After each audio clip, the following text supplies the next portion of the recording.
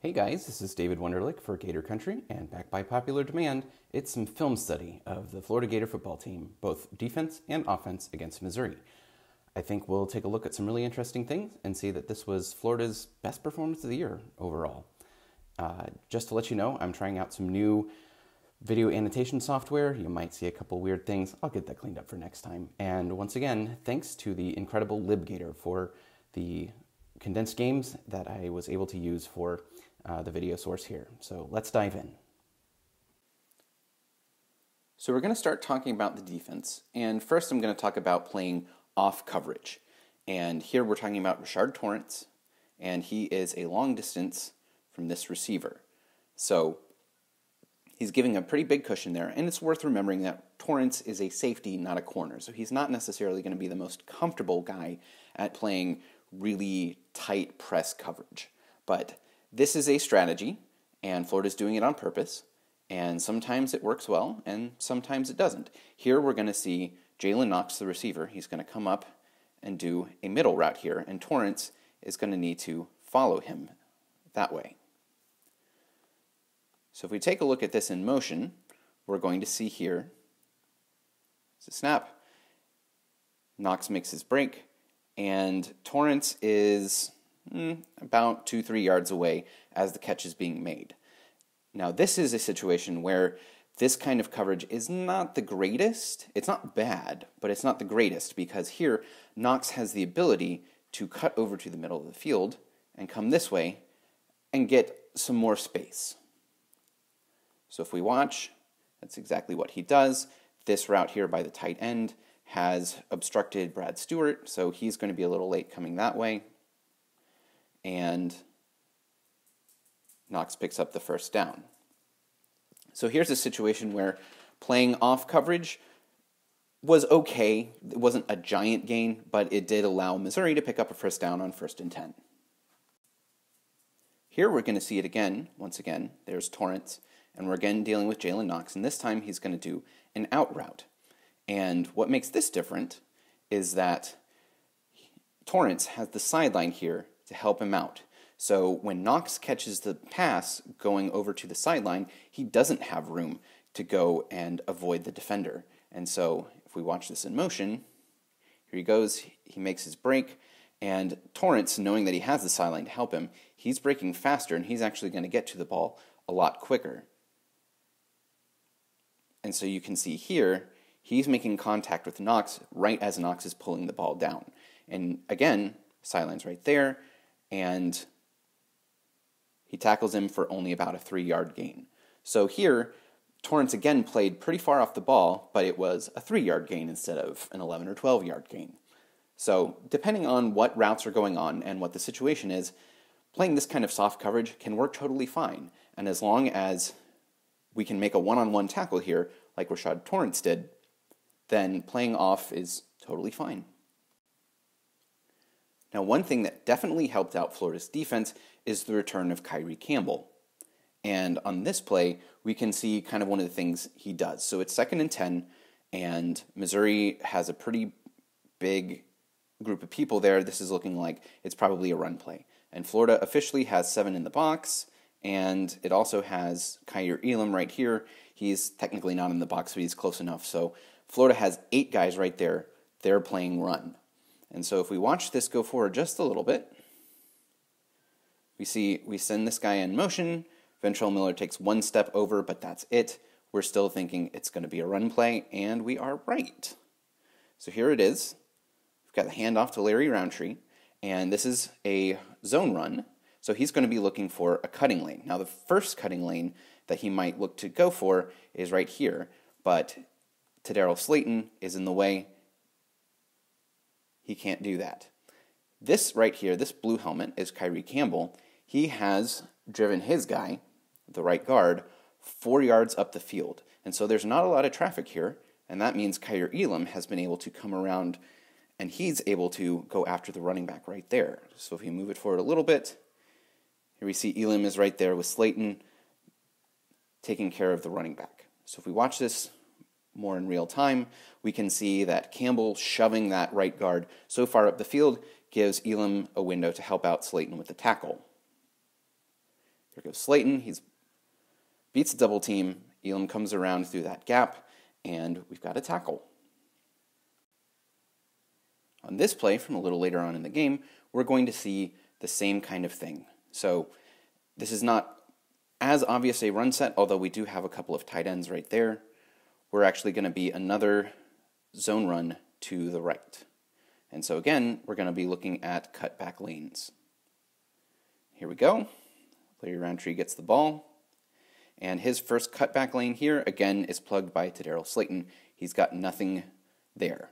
Next up would be going towards the middle here, but Kyrie Campbell is beating a double team of his own right here. As we go forward, he's getting around there, and he's pursuing the running back, so he's got nothing there. The only thing he can do now is trying to get around the edge. But fortunately for Florida, Brenton Cox is playing the edge well, and he's pushing the running back out of bounds. So we come back, watch it again. You're going to see Slaton fills up one lane, Campbell beats a double team, filling another lane, and then Cox has the edge. This is perfect run defense. This is exactly what you want to see, and this is the sort of thing that Campbell can do that not everybody in the middle can do. So we've got our handoff, and there you can see Campbell's just beating that double team, and Cox pushes him out of bounds. Finally on this one, this is a 3rd and 1, and we can see here before the snap, Florida's not even set. We've got linebackers running around here trying to figure out where they're going to line up in response to what Missouri is doing, and you really don't want to see that on 3rd and 1. You want to see your defense set and ready to go at the snap, and we are barely there. So Diabate gets in position right as the snap is being made. But fortunately, none of this matters because Kyrie Campbell right here is just going to get right past the left guard. The left guard had a pretty rough game overall, but here he just sidesteps him, and he swallows up Larry Roundtree in the background for a tackle for loss on 3rd and 1. Florida had a really hard time getting run stuffs in any kind of situation in 2020 before this game, and here's Kyrie Campbell. He's just straight up beating that left guard, and he's getting one all on his own. There he goes. Goodbye run play. And this is exactly what you want to see from a team that has struggled to get off the field on 3rd down, so let's take a look at a couple other 3rd downs. This 3rd down stop on 3rd and 9 is all about what the Gator defensive front is doing, and I'm going to show you right here. Brenton Cox is going to come around the edge, and he's going to beat the left tackle. So here he comes, and he just blows right past him. And I will point out that Florida is conceding this short crossing route. They're basically begging Connor Bazelak to throw it to him because we've got him and we've got other guys who can come and get a stop short of the 1st down line. So Florida's not looking to completely snuff this out. They're just saying, we'll give you a couple yards, but we're going to try to stop this. Now, as you can see here, Marlon Dunlap is coming around the edge, and he's actually going to end up kind of colliding with Cox. And they take each other out, which is unfortunate, but we still have the quarterback is on the run. He is not terribly good yet as a redshirt freshman, so he doesn't know exactly what he's doing. And he's just going to try to make something of nothing, but here we've got Chris Bogle. Good to see him back after he's missed some time. He is staying with the play. He's very fast, and he can just force Bazelak to go out of bounds. Now, we had Kaiir Elam coming up here, so Bazelak doesn't get a 1st down anyway. I don't know, maybe he can try to shake and bake him, maybe. Larry Roundtree could try to get a block, but it doesn't matter because Chris Bogle is cleaning that up. So if we back it up, we can see here, we're going to give up this shallow cross. We're going to get Cox coming around the edge, and we're going to get a little stunt action here from the guys up front. And there goes Cox. He's going to flush Bazelak. And we've got Chris Bogle coming up from behind, forcing him out of bounds for a stop. Next up on this play, this is all about Jeremiah Moon right here on the edge. This is something Florida, I first started noticing them do against South Carolina. I thought maybe it was in response to Matt Corral getting out of the pocket and burning the team on some 3rd downs. So he's going to come like he's rushing up the field, but then he's going to bounce it back around. But he's not doing a stunt. He's actually playing quarterback spy, I believe. So if we watch this play start, here comes Moon to the edge, and he stops, and he moves over to the middle, But he's not just going really fast like this, like he's still rushing the quarterback. He's playing protection here. He's going to stay back here to try to keep Bazelak from getting anywhere. And when Bazelak does try to escape the pocket, Moon is able to get him from behind for a sack on third down. You always love to see that third down sack. So here we go again. Watch Jeremiah Moon. He's going to act like he's rushing on the edge, but he's going to come back, play quarterback spy, and Bazelak's going to have nowhere to go. Here comes Moon. He's playing safe, safe, safe, and now he catches the quarterback from behind. I've got one more third down for you here, and this is an excellent play here by Brenton Cox and also by Kaiir Elam. This is going to be your standard play action bootleg. So he's going to come back, fake the run to the left, and then boot around this way, and he's going to try to hit somebody out in the flat. Any decade from the last 30, 40 years, you would see an offense trying to do this. So we've got our play action and our boot. Now, Brenton Cox here has jammed up the tight end, who's going to try to sneak off this way. Kaiir Elam is right here. He sees what's going on. He's going to play very tight coverage. The ESPN camera work was not very good, so we don't get to see much of it, but there you can see his hands engaging with the receiver. He's not going to let this guy get out for anything easy. And here comes Brenton Cox. Javon Dexter has beaten his guy inside, so Cox is able to stay on the outside, which is what you want to see from him anyway, but he knows he's got that backup there from Dexter on the other side, so he doesn't have to try to play the hero, and he can just stay on that side and force a throwaway. So we watch Cox coming from here, Dexter coming from the inside, and Elam is going to take away the receiver, and this is how you stop your standard play-action boot on 3rd and 1. There you go. Next up, we're going to talk about the offense here, and before we get into how great the offense played throughout much of this game, we're going to look at a little bit of the struggles from the beginning. And this is the second time Florida has entered the red zone. This also ends up in a field goal, just like the first drive did. And so here, it's 1st and 10, and Kyle Pitts is going to come out and do an out route. Now, what Missouri does to combat this is something that you've probably heard a lot if you paid attention at all to any of the coverage post-LSU of Mississippi State's offense. Missouri is going to rush 3 and drop 8. And now Florida doesn't run the air raid, but it's just really hard to pass when a team drops 8, especially when you're in the red zone and there's just not that much space here. So there's not going to be a ton of throwing lanes. And as we watch this go forward, you can see rusher, rusher, rusher, but that's it. This guy drops, everybody else here is dropping. So there's just not going to be too many good options for Kyle Trask as he's looking around. He tries to force it to Pitts. This defender can jump the route because he knows he has help from behind. So this ends up going astray, and it's a 1st down stop. So if we watch this, only 3 rushers, everybody else drops. There's just nowhere to go. Now we're on 2nd down. Trent Whittemore is going to go in motion, and I think this play is supposed to go to him. So if we watch, there he goes. This guy right here is going to rush the quarterback, but at first he's going to kind of hang back a little bit because he saw Whittemore going in motion. He is going to hang out in that passing lane just in case. So here he is. He's hanging out. He's not engaging Stone Forsythe, the left tackle. So if Kyle Trask wants to try to make this pass, there's a guy in the way. And so Trask just kind of rolls out, and he throws it away. So I think this will be a little easier to see if we watch it in full time instead of just scrubbing through it. So watch this defender. He's going to kind of hang back before he comes in, and that's going to take away the easy throw to Whittemore. And there goes Trask, and he wisely just chucks it where no one can get to it. Finally, we've got 3rd down and 10 after 2 incompletions. And in this one, DeLance just gets beat there at right tackle. There's nothing really else to it. Trask is not much of a scrambler, so he's able to get back to the line of scrimmage, so it's technically not a sack. It's a run for no gain. But when your right tackle gets beat, it's really hard to complete a pass on 3rd and 10. But in happier news, Florida's offense did not struggle for all that much of the game. So here we go. On this play, we've got the safety coming over. He's shadowing Kyle Pitts in motion.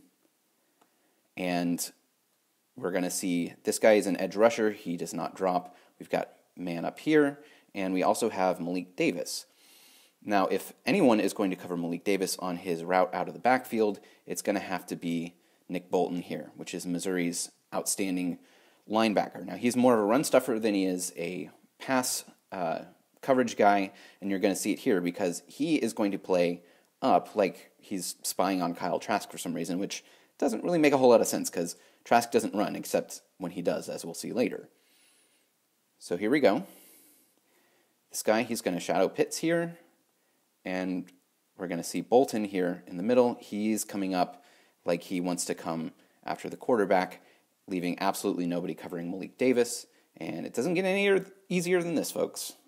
There he goes, wide open down the sideline. So we bring it back, watch Bolton here. He's going to completely ignore Malik Davis, and it's going to be a super easy pass right there, and there goes Davis up the sideline. Dameon Pierce also got a really nice reception for himself. Here we can see Florida has really spread out. We're at the numbers on this side. We're almost at the numbers on this side. So spread formation, 1st and 10. Missouri is playing deep safety. This guy's going to drop back, and we're going to see Missouri is just playing pass and a deeper pass at that. And we're actually going to see Trent Whittemore out here. He's actually going to come open up here, but Trask is going to check down to the easier play, which is Pierce just coming out into the middle like that, as running backs often do. Because this linebacker came over this way, there's going to be absolutely nobody around him, and so he just takes the easy dump off. Again, Whittemore, wide open, way further up the field, but this is the easiest throw possible right here. So he hits Pierce, and he's able to break some ankles in the open field and get up the sideline. So really, this is an easy read. Bolton, again, is going to rush. We're going to see just a guy dropping over here, but nothing on this side. And so this gigantic box of empty grass for Dameon Pierce, and he takes it up the field. I would be remiss if we didn't take a look at Kyle Pitts, and one of the earlier passes here, first quarter, 12:32 to go. This is kind of an act of faith by Kyle Trask that his 6'6" tight end is going to beat out the 6'1" safety Martez Manuel. So on this play, he sends Pierce over to the other side, and Pierce is going to go out on a pass pattern. So even though this is a one-back set, this is essentially empty. And we're just relying on 5 blockers to block 5 rushers. But here, we've got left guard, center, right guard, right tackle, and Bolton again is coming up the middle through the A gap, which is the gap between the center and a guard, in this case, the right guard. So there's nobody to block him. Stone Forsythe he's just not going to come around behind, and all of these other guys are stuck. So when you do an empty set, or you don't have any tight ends or running backs as a blocker, this is one of the hazards. You got to be able to deal with this. Now here's Pitts, and Kyle Trask is backing up, and he's going to trust that Pitts is going to be able to beat his man over to the outside and make the catch over top of him. And of course he does, because he's Kyle Pitts, and he's uncoverable at that size. And you can even see the size difference between these two guys here. Their feet are at different levels, but, I mean, come on. Pitts is so much bigger. And so Trask, right here, he's in the middle of throwing before Pitts has even made his break. He's still looking at the back 84 on his jersey. But he's able to get rid of it just in time. Here comes Bolton, and he dumps it off, and there's Pitts making an easy catch up the sideline. Here's another one for Pitts. This is 4th and 4, just a few plays later, and this is very obviously a clear out for Pitts. He's down here. Dan Mullen used to like to do this with some big tight ends at Mississippi State. He's doing it with Pitts again, and you'd think Missouri would have noticed this on film, but they haven't yet, or they just couldn't execute. I don't know. But you can see he's put 4 guys over this way. This is very obviously, to my eye anyway, clearing out for Pitts, and it's going to be a quick slant up and in.